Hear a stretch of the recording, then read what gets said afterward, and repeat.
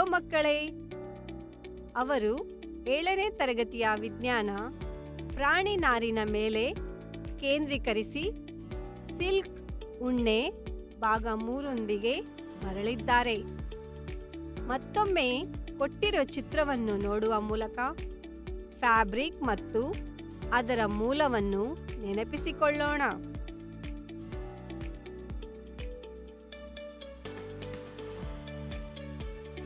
ಪರಿಕಲ್ಪನೆ ನಕ್ಷೆ. ನೈಸರ್ಗಿಕ ನಾರುಗಳ ಪರಿಕಲ್ಪನೆ ನಕ್ಷೆ ಮತ್ತು ಅವುಗಳ ಪ್ರಕಾರಗಳು. ಚಿತ್ರವನ್ನು ನೋಡಿ ಮತ್ತು ನೆನಪಿಸಿಕೊಳ್ಳಿ. ಉಣ್ಣೆ ನೀಡುವ ಪ್ರಾಣಿಗಳ ಚಿತ್ರವನ್ನು ಮತ್ತೊಮ್ಮೆ ನೋಡಿ. ಈಗ ಹೊಸ ಪದಗಳನ್ನು ಕಲಿಯೋಣ. ಕತ್ತರಿಸುವುದು, ಒರೆಸುವುದು, ಹೇಣಿಗೆ ಹಾಕುವುದು,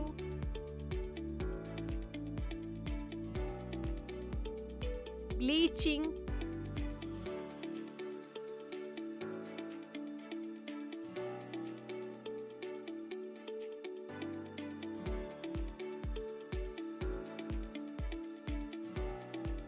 ನೇಯ್ಗೆ,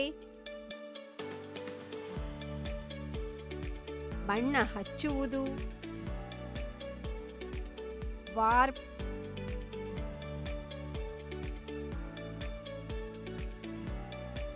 ಯು ಮೊಹೈರ್,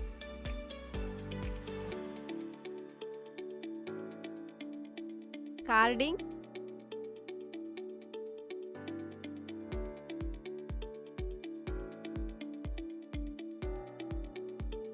ಸ್ಪಿನ್ನಿಂಗ್. ಕಲಿಕೆಯ ಉದ್ದೇಶ. ಈ ವಿಡಿಯೋದ ಅಂತ್ಯದ ವೇಳೆಗೆ ನಾವು ಆರಂಭದಲ್ಲಿ ಅರ್ಥ ಮಾಡಿಕೊಳ್ಳಲು ಸಾಧ್ಯವಾಗುತ್ತದೆ. ಉಣ್ಣೆಯ ಕತೆ. ಉಣ್ಣೆ ನೀಡುವ ಪ್ರಾಣಿಗಳ ವಿಧಗಳು. ಅತ್ಯುತ್ತಮ ಉಣ್ಣೆ ನೀಡುವ ತಳಿಗಳ ಬಗ್ಗೆ. ಪ್ರಾಣಿಗಳಿಂದ ಉಣ್ಣೆಯನ್ನು ಹೇಗೆ ಪಡೆಯಲಾಗುತ್ತದೆ ಮತ್ತು ಹಂತ ಹಂತವಾಗಿ ಬಟ್ಟೆಯಾಗಿ ತಯಾರಿಸಲಾಗುತ್ತದೆ. ಆಂಧ್ರ ಪ್ರದೇಶದಲ್ಲಿ ಉಣ್ಣೆ ಉತ್ಪಾದನೆಯ ಮುಖ್ಯ ಮೂಲ ಕುರಿ ಮರಿನೋ ಉಣ್ಣೆ ಸಾಗಾಣಿಕೆಗೆ ವಿಶ್ವ ಪ್ರಸಿದ್ಧ ತಳಿಯಾಗಿದೆ. ಏಕೆಂದರೆ ಅವುಗಳ ಉಣ್ಣೆ 3 ರಿಂದ 5 ಇಂಚುಗಳು ಉದ್ದ, ತುಂಬಾ ಉತ್ತಮ ಮತ್ತು ಅತ್ಯಂತ ಮೌಲ್ಯಯುತ. ಇದು ವರ್ಷಕ್ಕೆ ಸುಮಾರು 5 ರಿಂದ 18 ಕೆಜಿ ಉಣ್ಣೆಯನ್ನು ನೀಡುತ್ತದೆ. ದಕ್ಕನಿ, ಆಂಧ್ರ ಪ್ರದೇಶ, ತೆಲಂಗಾಣ ಮತ್ತು ಕರ್ನಾಟಕದಲ್ಲಿ ಉಣ್ಣೆಗಾಗಿ ಬೆಳೆಯುವ ಸಾಮಾನ್ಯ ತಳಿಯಾಗಿದೆ. ಆಡುಗಳಲ್ಲಿ ಅಂಗೋರಾ ತಳಿಯ ಉಣ್ಣೆಯನ್ನು ಮೊಹೈರ್ ಎಂದು ಕರೆಯಲಾಗುತ್ತದೆ. ಕಾಶ್ಮೀರದ ಕಾಶ್ಮೀರಿ ಮೇಕೆ ತಳಿಯು ಭಾರತದಲ್ಲಿ ಐಷಾರಾಮಿ ಉಣ್ಣೆಯನ್ನು ನೀಡುತ್ತದೆ. ರಾಜಸ್ಥಾನ, ಹರಿಯಾಣ ಮತ್ತು ಗುಜರಾತ್ನ ಒಂಟೆಗಳು ಕೋಟುಗಳು ಮತ್ತು ಬ್ಲೇಜರ್ಗಳನ್ನು ತಯಾರಿಸಲು ಬಳಸುವ ಒರಟು ಕೂದಲನ್ನು ಉತ್ಪಾದಿಸುತ್ತವೆ. ಈ ಪ್ರಾಣಿ ಪ್ರತಿ ವರ್ಷ ತಮ್ಮ ಕೂದಲನ್ನು ಉದುರಿಸುತ್ತದೆ.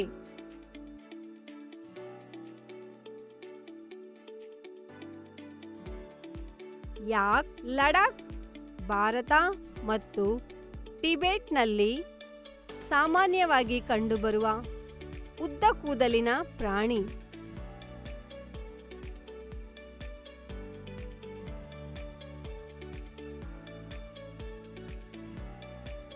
ಮೊಲ. ಅಂಗೋರಾ ಮೃದುವಾದ ಮತ್ತು ಬಿಳಿ ಕೂದಲು ಅಥವಾ ತುಪ್ಪಳವನ್ನು ಹೊಂದಿರುವ ಮುದ್ದಾದ ಮೊಲಗಳ ತಳಿಯಾಗಿದ್ದು, ಇದನ್ನು ವರ್ಣರಂಜಿತ ಕೋಟುಗಳನ್ನು ತಯಾರಿಸಲು ಬಳಸಲಾಗುತ್ತದೆ. ವಾವ್, ತುಂಬಾ ಚೆನ್ನಾಗಿದೆ, ಸರಿಯೇ? ಓ, 1ನೇ ಅಂಶ. ಸ್ವೆಟರ್ಗಳು, ಶಾಲುಗಳು, ಮಂಕಿ ಕ್ಯಾಪ್ಗಳು, ಕೈಗವಸಗಳು ಮತ್ತು ಸಾಕ್ಸ್ಗಳಂತಹ ಉಣ್ಣೆ ಉಡುಪುಗಳನ್ನು ಉಣ್ಣೆ ನಾರುಗಳಿಂದ ತಯಾರಿಸಲಾಗುತ್ತದೆ. ಹೇಗೆ? ಮೊದಲು ಉಣ್ಣೆ ನೀಡುವ ಪ್ರಾಣಿಗಳನ್ನು ಸಾಕುವ ಸ್ಥಳಗಳನ್ನು ನೋಡೋಣ.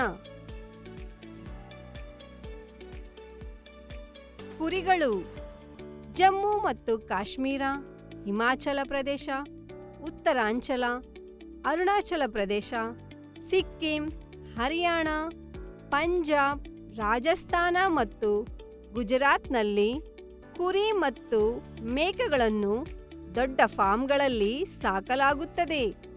ಕುರಿ ಸಾಗಾಣಿಕೆ ಅಥವಾ ಬೇಸಾಯವು ಭಾರತದಲ್ಲಿ ಪಶುಸಂಗೋಪನೆಯ ಒಂದು ಶಾಖೆಯಾಗಿದೆ. 5ನೇ ಅಂಶ, ಕುರಿಗಳಿಗೆ ಬೇಳೆಕಾಳುಗಳು, ಎಣ್ಣೆ, ಕೇಕ್ ಮತ್ತು ಮೆಕ್ಕೆಜೋಳವನ್ನು ನೀಡಲಾಗುತ್ತದೆ. ದಪ್ಪ ಕೂದಲನ್ನು ಬೆಳೆಸುತ್ತದೆ. ಬೋಳಿಸಲು. ದೃಶ್ಯ 19.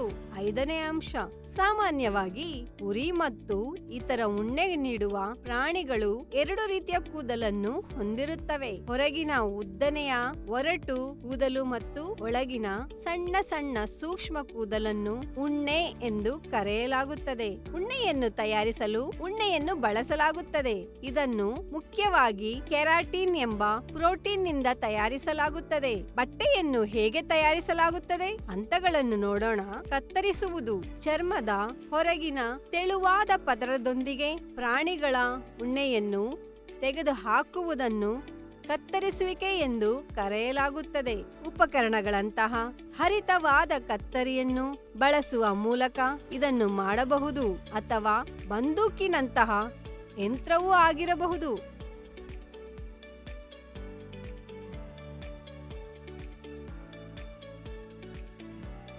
ಸಾಮಾನ್ಯವಾಗಿ ಉಣ್ಣೆ ಚಳಿಗಾಲದಲ್ಲಿ ತೀವ್ರ ಶೀತದಿಂದ ಪ್ರಾಣಿಗೆ ಉತ್ತಮ ಇನ್ಸುಲೇಷನ್ ನೀಡುತ್ತದೆ.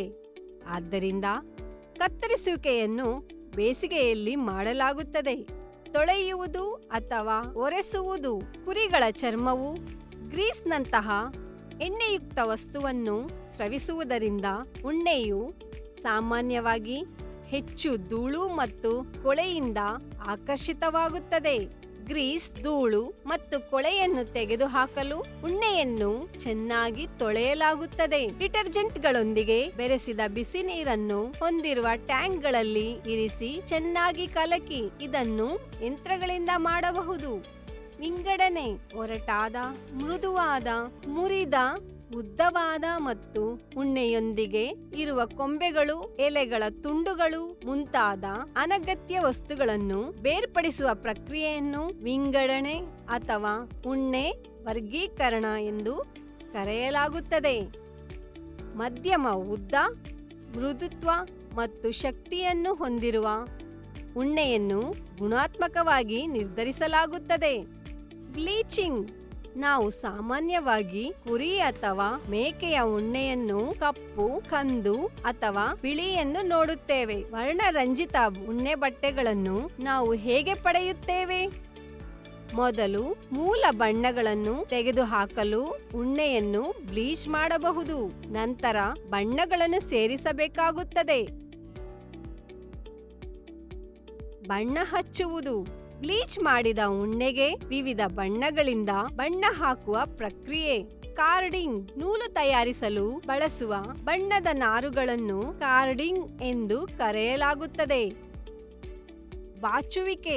ನಾರುಗಳನ್ನು ಬೇರ್ಪಡಿಸಲು ಉಣ್ಣೆಯನ್ನು 2 ಮೇಲ್ಮೈಗಳ ನಡುವೆ ಸುತ್ತುವ ಮತ್ತು ಫೈಬರ್ ಅನ್ನು ಮೃದುವಾದ ರೋಲಾಗಿ ಮಾಡಲು ಚೆನ್ನಾಗಿ ಮಿಶ್ರಣ ಮಾಡುವ ಪ್ರಕ್ರಿಯೆಯನ್ನು ಕಾರ್ಡಿಂಗ್ ಎಂದು ಕರೆಯಲಾಗುತ್ತದೆ.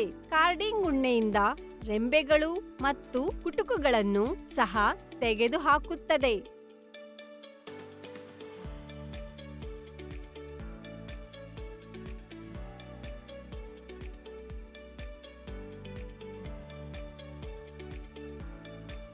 ನಂತರ ಸಣ್ಣ ನಾರುಗಳನ್ನು ತೆಗೆದುಹಾಕಲು ಬಾಚುವ ಯಂತ್ರದ ಲೋಹದ ಹಲ್ಲುಗಳ ಮೂಲಕ ಉಣ್ಣೆಯನ್ನು ಹೊರತೆಗೆಯಲಾಗುತ್ತದೆ.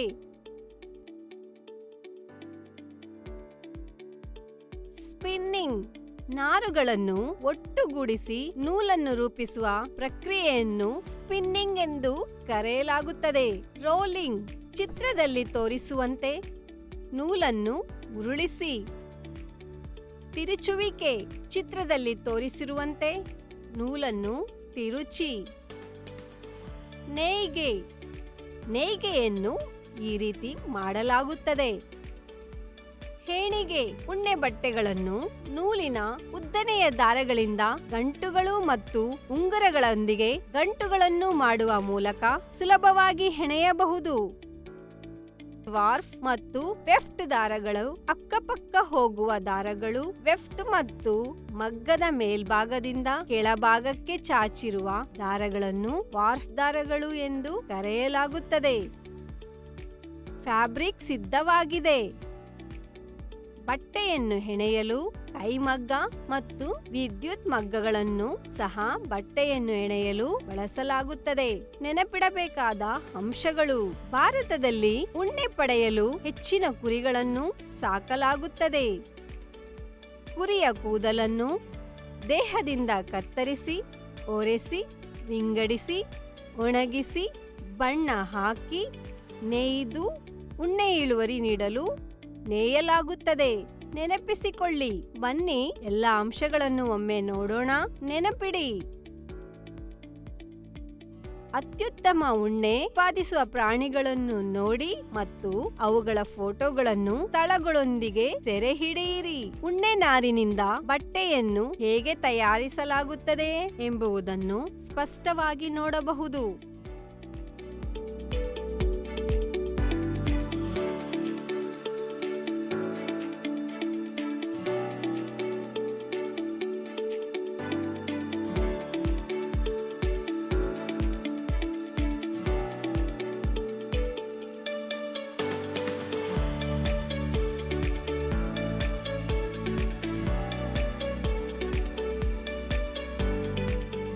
ವಿಡಿಯೋವನ್ನು ವೀಕ್ಷಿಸಿದ್ದಕ್ಕಾಗಿ ಧನ್ಯವಾದಗಳು. ಹೆಚ್ಚಿನ ಜ್ಞಾನಕ್ಕಾಗಿ ಹೆಚ್ಚಿನ ವಿಡಿಯೋಗಳನ್ನು ಪಡೆಯಲು ಲೈಕ್ ಮಾಡಿ, ಹಂಚಿಕೊಳ್ಳಿ ಮತ್ತು ಚಂದಾದಾರರಾಗಿ.